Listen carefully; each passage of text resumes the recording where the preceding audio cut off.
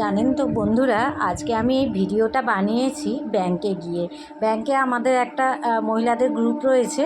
তো সেখানে ব্যাংক থেকে আমাদের ডেকে পাঠিয়েছিল, কিছু সই সাবুতের বাকি রয়েছে।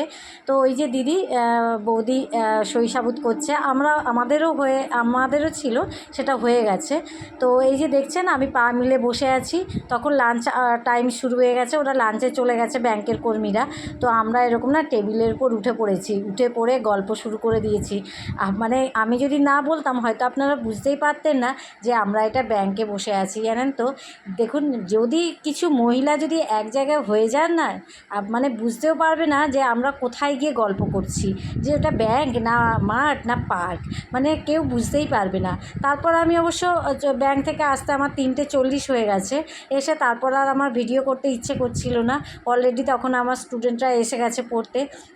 তো ওদেরকে না পড়াতেই ঠিক পড়ানোর ঠিক শেষ মুহূর্ত এই ভিডিওটা বানিয়েছি। আজকের ভিডিওটা কেমন লাগলো অবশ্যই কিন্তু